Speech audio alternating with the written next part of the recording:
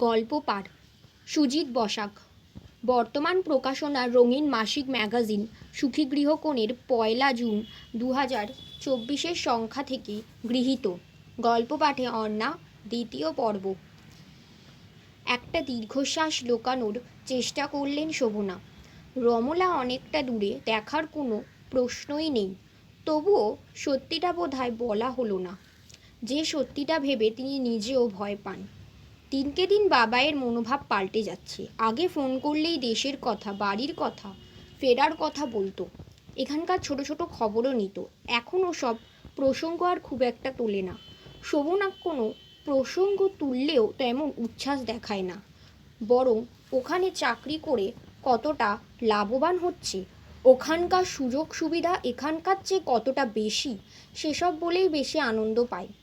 শুধু একটা কথাই হয়তো চক্ষু লজ্জায় বলতে পারে না, মা আমি ওখানেই সেটেলড হতে চাই। না বললেও ছেলের মনের কথা বুঝতে পারেন শোভনা।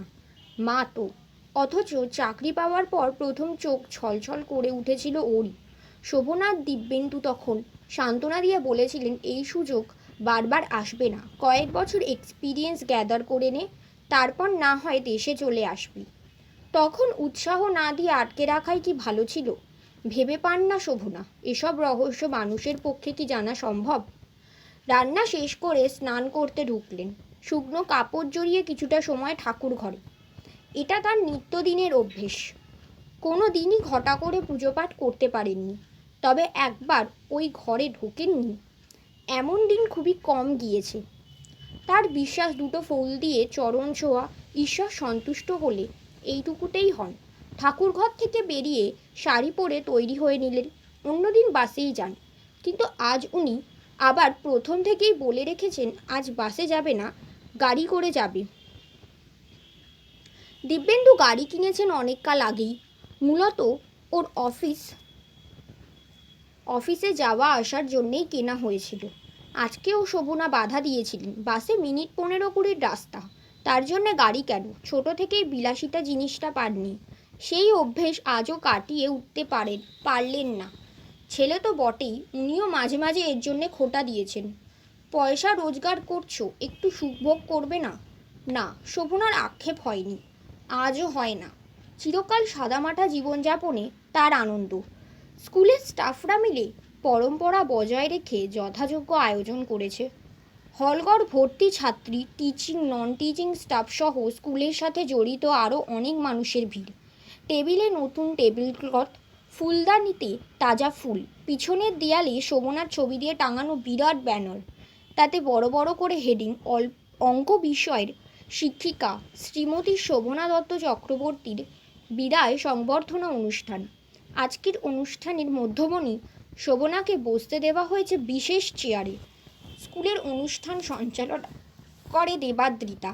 বাংলা পড়ায়, মিষ্টি গলা, স্পষ্ট উচ্চারণ, পরিমার্জিত শব্দপ্রয়োগ, সব মিলিয়ে একজন দক্ষ সঞ্চালকের সব গুণই ওর মধ্যে আছে। অনুষ্ঠান শুরু করলো দেবাদ্রিতা। সকলের স্মৃতিচারণ, মানপত্র পাঠ, সবশেষে মধ্যমণি শোভনার কিছু কথা দিয়ে অনুষ্ঠান শেষ হলো। কর্মস্থল শুধু অর্থই দেয় না, সঙ্গে আরও অনেক কিছুই দেয়। বিশেষ করে স্কুলের মতো প্রতিষ্ঠান থেকে প্রাপ্তিটা সম্পূর্ণ অন্যরকম হয়। শুরু থেকে আজ পর্যন্ত হাজার হাজার মেয়ে সান্নিধ্য পেয়েছেন। পড়া শেষ করে ওদের অনেকেই অন্য জীবনে প্রবেশ করেছে, ওরা চলে গিয়েছে, কিন্তু ওদের মুখগুলো রয়ে গেছে স্মৃতিকৌটোয়। ওরা না থেকেও থাকবে আমৃত্যু। একজন শিক্ষিকার গল্পের মূল চরিত্র ওরাই। শুরু থেকে শেষ পর্যন্ত ওরাই থাকে। শেষের দিকে গলা ধরে আসছিল, কোনো রকম শেষ করেছিলেন শোভনা। চোখে জল ছিল অনেকেরই। গাড়ি ভর্তি উপহার নিয়ে স্কুল থেকে বেরোনোর সময় সবাই সারিবদ্ধভাবে হাত নেড়ে বিদায় দিল। হয়তো অনেকের সঙ্গেই দেখা হবে, তবুও কোথাও যেন আলগা হয়ে গেল সম্পর্কটা। গিটারের একটা তার ছিঁড়ে গেল যেন। এভাবেই সময়ের সঙ্গে সঙ্গে এক একটা তার ছিঁড়বে। শোভনা মনে মনে প্রস্তুত। জীবনের গতি নদীর মতো একমুখী, মৃত্যু সাগরের দিকে। হঠাৎ কি মনে হলো, ড্রাইভার সেলিমকে বললেন,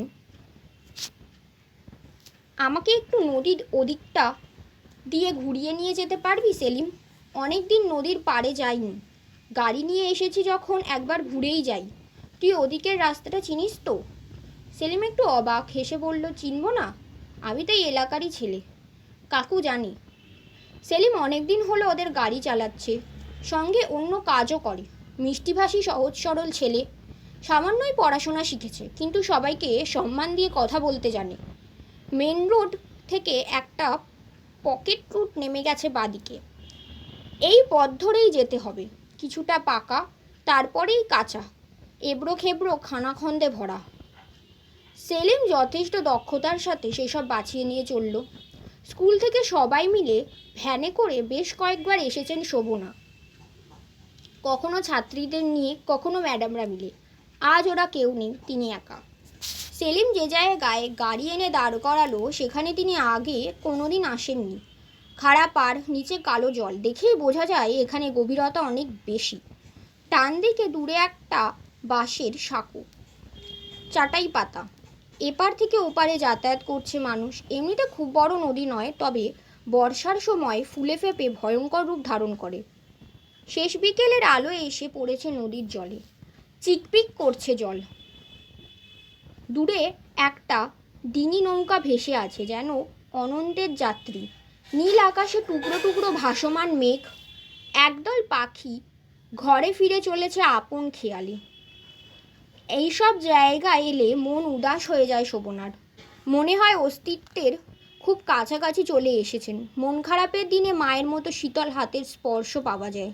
সেলিমকে ডেকে জিজ্ঞেস করলেন, সাঁকো পেরিয়ে ওই যে দূরের গ্রামটা দেখা যাচ্ছে, তুই নাম জানিস? হ্যাঁ, মধুপুর। আমার এক দিদির বিয়ে হয়েছে ওখানে। এই গ্রামে একটা পুরনো মন্দির আছে। সবাই বলে সাঁকো দিয়ে গাড়ি যাবে না।